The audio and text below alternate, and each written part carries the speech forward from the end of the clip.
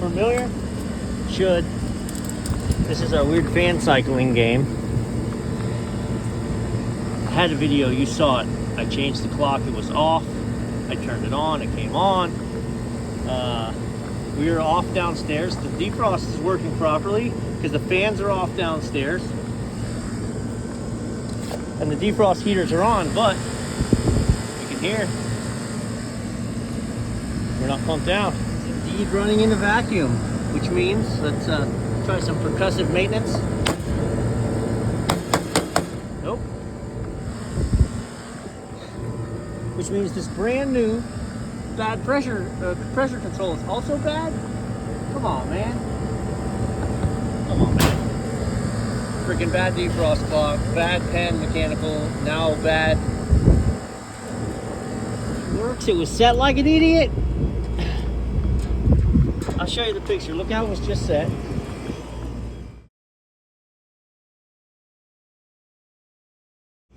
So it was set to cut in at 30 and then cut out at a differential of damn near 30. So that's 0. This thing doesn't need to run like that. So all I did was adjust up. Right? I adjusted up. I could take this all the way to, let's see, so that would be 45. I really would like it, I'm sorry, I really would like it at about 40. But we just need to change this differential to not be so stupid. What is up with that? They ran the screw out of it? Wow, okay, now, focus, kid, focus.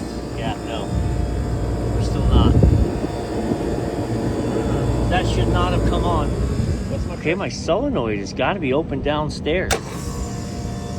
So watching my pressures, I'm literally creeping up. So I just hit 30 PSI, and now it's gonna pull down to 10, and it's gonna cycle off again. Okay, I'm in a defrost. I am properly severing power to downstairs because my fans are off and my defroster is on. It's not a defrost clock problem. So I wonder, why is my solenoid stuck open? Either because of the solenoid, or is my thermostat wired wrong, that my thermostat is being powered all the time, even in a defrost. Let's go check it out.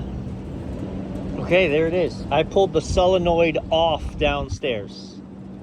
And I came up here and I connected, and in 1 minute, I went up 10 PSI. I forced it to run, drove it to 0. Solenoid off. So the valve is closed. The valve is leaking by. 100%. 100%, that's it. Which explains a lot of our other problems. Why we're freezing up, why what should be a good defrost time is just still staying a little frosty. The unit's just running up here because the pressures weren't set right. And even when it did cycle off, it didn't last long because in a matter of 2 minutes, the pressure went back up to 30 PSI and it kicked on. Okay, the test. Let us run the test.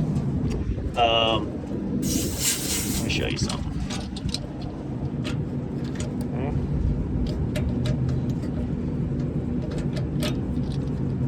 What I just did, I'm going to show you.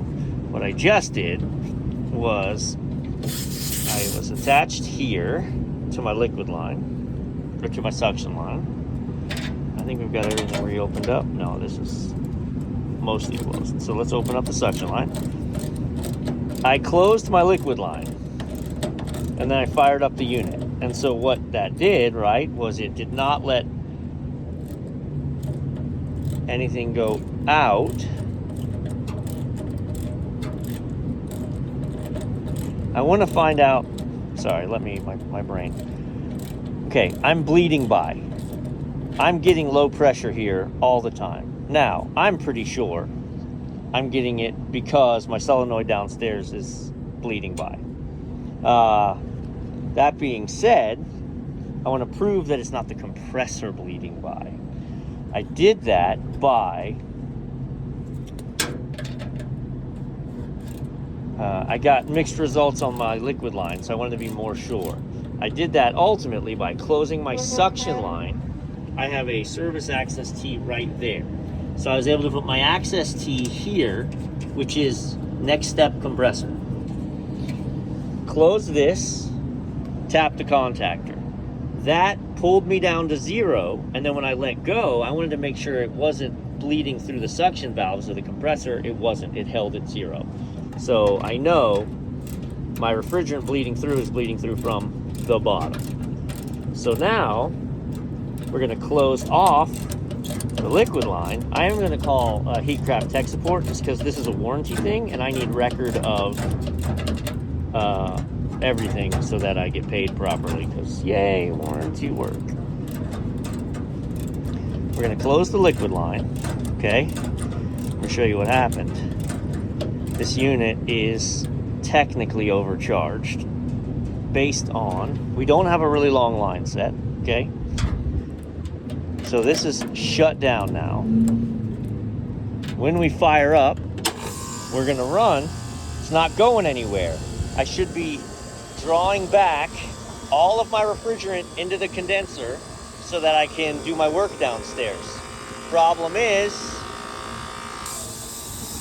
hear that? The compressor is bypassing.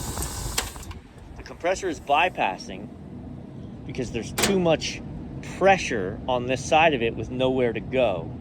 And I wasn't able to pull down.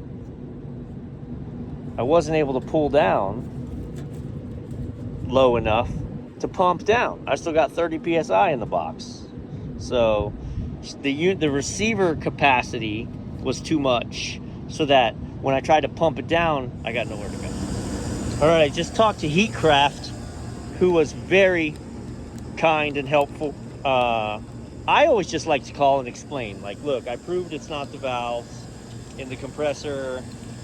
You know, am I missing something before I go pumping this down and changing the valve, you know? And he said, based on some things I told him, it didn't sound like a stellar install. And he wants me to see if the valve's installed backwards. I didn't even think of that. So let's go. It was installed correctly. I've cooled it down, but also it's failed. So the direction is this way. And when I draw on it, create suction on my finger. So, okay, because I'm using my phone as the gauges, it's a little hard. We've skipped a whole bunch of steps again. Very quick vacuum. You don't have to pull much because it's just the line sets in the evaporator. Release the refrigerant. I let it run to pull down. I just threw it in a defrost. Solenoid closed. I watched it pump down. It pumped down to 5. It turned off. It rose up to 7 and it stopped. So that's it. That's it. I'll go show you the solenoid, but yeah, I torched the old one out, torched the new one in. We're gonna close it down up here. We don't need to be in a defrost anymore. Let's bring it out. Bada bing. Pointing in the right direction. All right, everything's good, it's tight. I've got it off on the roof because I was adjusting the depth of that fan blade. Ay, ay, ay. I think if you look back, you're gonna notice that when I first took this off, there was frost on this side of that valve because it was just another TXV. That valve was just another restriction. And I'm putting this on backwards. Dear God, let's be done. I think we're good. I think we're good now. Got a little bit of vibration in this fan shroud. These are very tight though.